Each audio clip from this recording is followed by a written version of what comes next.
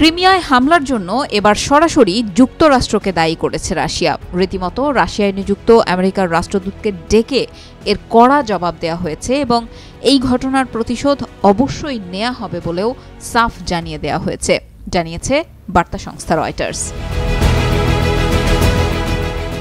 গত 23 জুন যুক্তরাষ্ট্রের সরবরাহকৃত দূরপাল্লার আর্মি ট্যাকটিক্যাল মিসাইল সিস্টেম ক্ষেপণাস্ত্র দিয়ে রাশিয়ার দখল করা ক্রিমিয়া অঞ্চলে হামলা করে ইউক্রেন।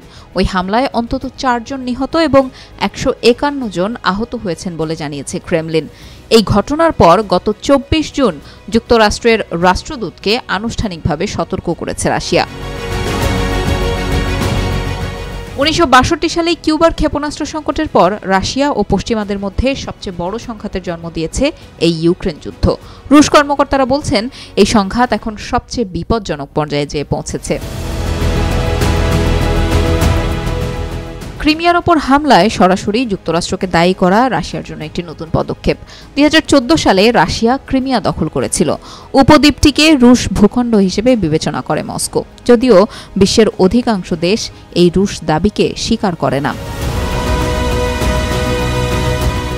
হামলার বিষয়ে ক্রেমলিন মুখপাত্র দিমিত্রি পেসকভ সাংবাদিকদের বলেন, ওয়াশিংটনের মন্ত্রীদের জিজ্ঞাসা করা উচিত কেন তাদের সরকার রাশিয়ার শিশুদের হত্যা করছে। রাশিয়ার কর্মকর্তাদের মতে সেভাস্তোপোলে ওই দিনের হামলায় অন্তত 2 শিশু নিহত হয়েছেন। হামলার সময় সেভাস্তোপোলের একটি সৈকত থেকে লোকজনকে পালাতেও দেখা গেছে।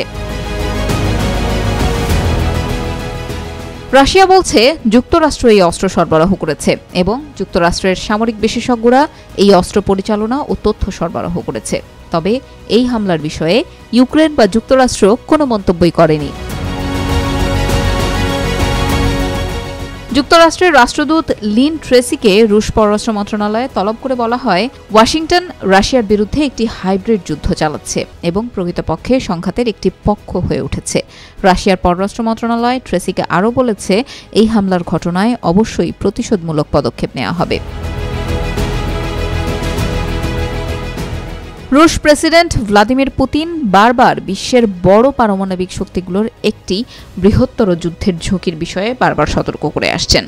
যদিও তিনি বলছেন যে মার্কিন নেতৃত্বাধীন ন্যাটো জোটের সঙ্গে সংঘাত চায় না রাশিয়া।